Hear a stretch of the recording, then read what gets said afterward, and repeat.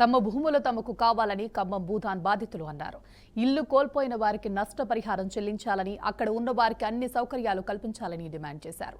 4,000 మంది అధికారులతో వచ్చి తమ ఇండ్లు కూల్చేశారని, తాము ఏమైనా పాకిస్తాన్ వాళ్ళమంటూ ఆవేదన వ్యక్తం చేశారు. తమకు వేరే దగ్గర ఇల్లు అవసరం లేదు, ఎక్కడ కూలగొట్టారో అక్కడే ఇల్లు కట్టించి నష్టపరిహారం చెల్లించాలని బాధితులు డిమాండ్ చేశారు.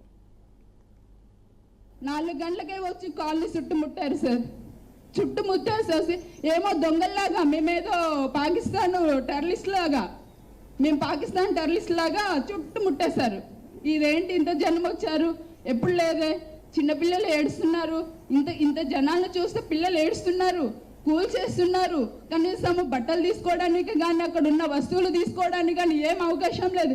ఏందయ్యా అంటే మీరు ఎవరు మాట్లాడదు సార్. ఒక ఇంటికి ఒక 5 మున్సిపాలిటీ వాళ్ళు, ఒక 6 పోలీసు వాళ్ళు ఒక్క ఇంటికి సార్, ఒక్క ఇంటికి అలా కాపలా కాసి ఎలా చేస్తున్నారంటే చెప్పాలా?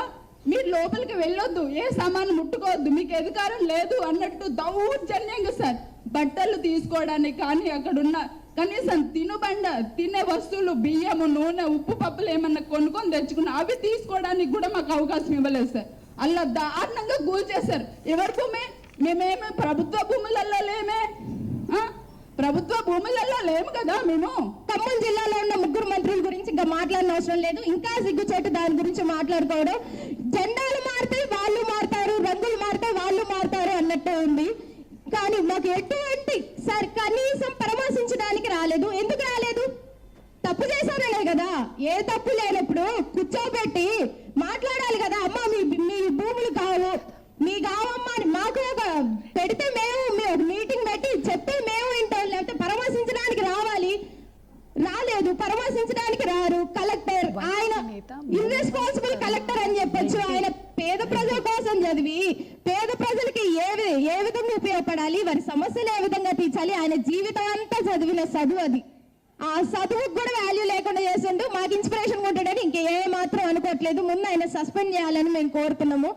ఆయన ఎక్కడెక్కడికో వెళ్ళి ఈ రోడ్ ఎలా క్వాలిటీ ఉంది, ఈ రోడ్ క్వాలిటీ ఉందా లేదా అని ఏదో ఆయన రెస్పాన్సిబుల్ అయినట్టు చేతులు పెట్టి కింద చూస్తుండు. పిల్లల్ని కూడా చూడకుండా అన్యాయంగా వాళ్ళ ఇల్లు కూల్చడం జరిగింది. సో ఇక్కడ భూదాన్ భూములు అంటే ఫస్ట్ అది పేదలకి ఇచ్చే భూమి. అది 1954 నుంచి 1985 వరకు కూడా 62 ఎకరాల 7 కుంటల భూమి రెవెన్యూ రికార్డ్స్ లో ఉంది. కానీ ఇక్కడ ఒక విషయం గ్రహించాలి. 1898లో ప్రైవేటీకరణ చేసి కొంతమంది రిజిస్ట్రేషన్స్ చేసుకున్నారు. ఆ రిజిస్ట్రేషన్స్ ని 2013లో హైకోర్టు క్యాన్సిల్ చేసింది. హైకోర్టు క్యాన్సిల్ చేసిన తర్వాత కూడా వాళ్ళు గవర్నమెంట్, అప్పుడున్న కాంగ్రెస్ గవర్నమెంట్ కావచ్చు, ఉమ్మడి ఆంధ్రప్రదేశ్లో ఆ సపోర్ట్తో వాళ్ళు ఇంకా పొజిషన్లో ఉండి అది మా భూమి అని చెప్పేసి అక్కడ వాళ్ళు పెద్ద పెద్ద భవనాలు కట్టుకొని నివసిస్తున్నారు. సో ఇంకొక పక్కన వేరే మంత్రి గారి అనుచరులు వేరే రకరకాల బిల్డింగులు, రకరకాల రియల్ ఎస్టేట్ వ్యాపారం చేస్తున్నారు.